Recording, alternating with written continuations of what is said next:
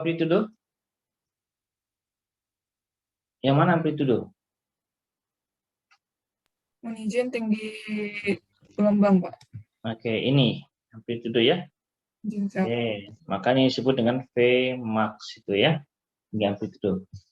Berarti V alternating current ya, itu dinyatakan dengan persamaan V maksimum sinusoidal 2πf T plus theta. Berarti tegangan alternating current ini berhubungan dengan frekuensi. Ya, berhubungan dengan amplitudo, berhubungan dengan fase. Oke. Jika amplitudonya nanti ya di pelajaran di mata kuliah berikutnya sebenarnya ini harus kalian hafalkan dari sekarang. Kalian pahami dari sekarang. Kalau amplitudonya dimodifikasi, maka nanti jadinya adalah amplitude modulation. Jika frekuensinya yang dimodifikasi menjadi frekuensi modulation, jika fasenya yang dimodifikasi menjadi phase modulation. Nanti dasar pokok bahasan terkait dengan modulasi, basic modulasi pada mata kuliah berikutnya adalah dari rumus ini, sehingga ini harus kalian benar-benar hafalkan. Ya.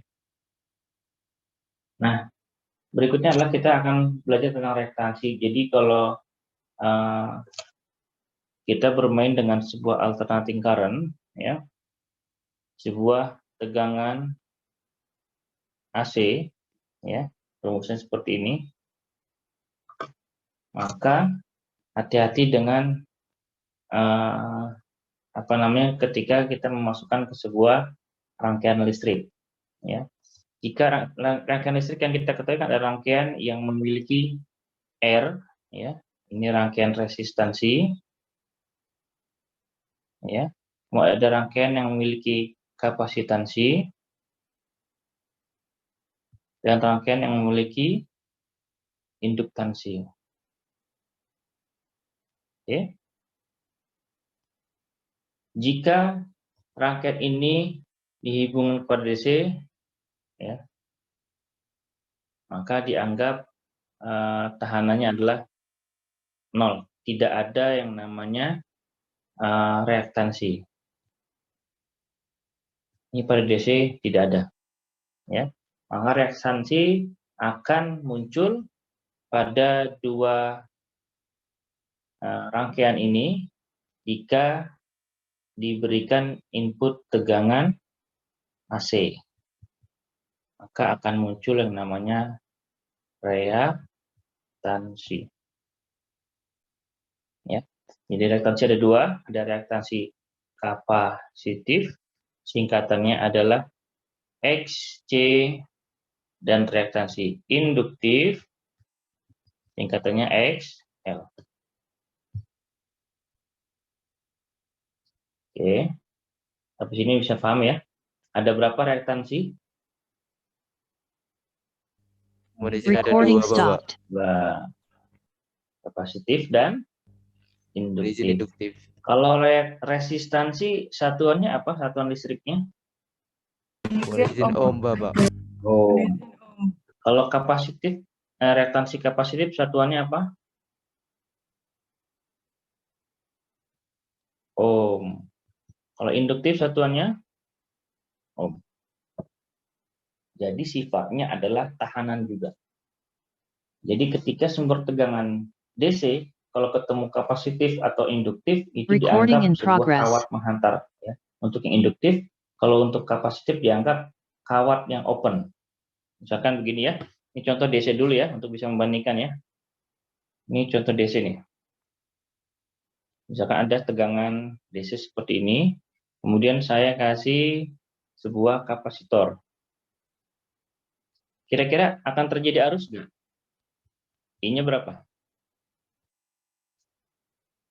Di sini kita kasih 12 volt, di sini misalkan 10 mikrofarad. Kira-kira ada arus nggak yang lalu? Siap, ada Pak. Berapa? Cara menghitungnya bagaimana? Oh, Pak, kan nggak ada R-nya, Recording Pak, kasih R stopped. dong, Pak, gitu ya. Oke, saya kasih R. Ada nggak arusnya? R-nya misalkan 10 ohm. Berapa untuk mencari arusnya?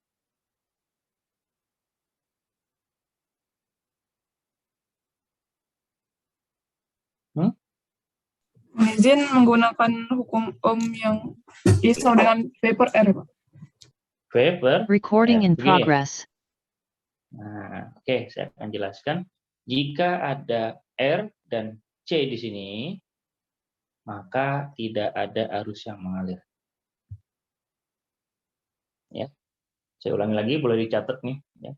Jika sebuah rangkaian listrik, ya, rangkaian DC dengan sumber tegangan DC, kemudian diberikan kapasitor, maka tidak ada arus yang mengalir.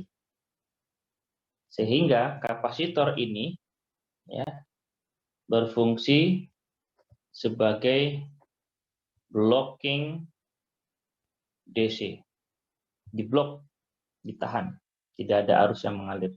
Karena kapasitor itu kan plat yang tidak saling tersambung, sehingga dianggap open circuit, ya, atau open. Oke, nah bagaimana dengan AC? AC, saya kasih R, kasih C, kemudian saya kasih sumber tegangan AC, ya, R1 10 ohm, ininya C1-nya adalah 10 mikrofarad, kemudian ininya adalah V-nya adalah misalkan 50 volt, gitu ya. Ada frekuensinya 60 Hz. Nah, kira-kira arusnya mengalir nggak di sini? Udah izin siap tidak, Bapak? Arusnya mengalir, ada arus. Recording stopped. Sehingga C pada rangkaian AC Recording ini in progress. berfungsi sebagai bypass AC.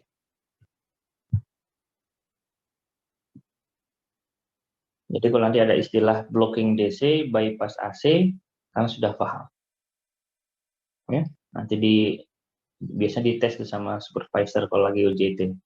Dikasih wiring diagram, Mbak, di sini ada arus nggak ya?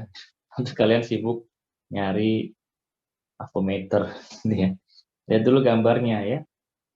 Kemudian sumber tegangannya apa? Misalkan begini. Ya. Misalkan ya. Kalian tahu ini gambar apa?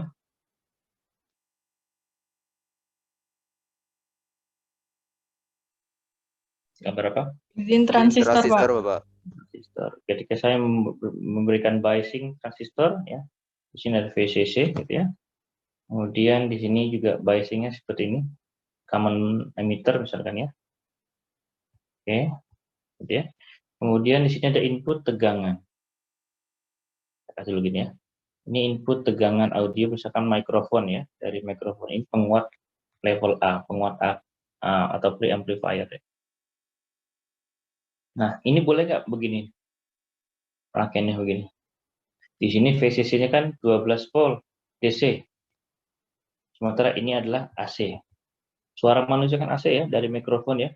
Karena bentuknya pasti naik turun tegangannya. Kemudian langsung kalau ingin kuatkan di sini, diambil outputnya di sini. Outputnya ke speaker, gitu ya. Ini pengeras suara biasa nih, kalau orang azan di masjid, gitu ya. Atau kalian diberikan pengumuman, waktunya Zoom, gitu, sama pengasuh ya. Ini kan dia pakai ini, penguat amplifier ya. Ini inputnya AC, outputnya adalah AC. Tapi si kapasitor transistor ini, si Q1 ini tidak akan bekerja kalau tidak ada 12 volt DC.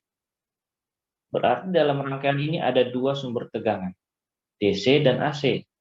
Berarti kalian harus memastikan bahwa DC ini tidak mengganggu si ini, inputnya. Maka kalian harus gunakan rangkaian blocking DC. Pakai apa tadi kalau blocking DC? Pakai? Izin kapasitor. Izin kapasitor, Bapak. Nah, begini. Jadi nanti kalau ngeliat rangkaian amplifier, di sini ada kapasitor.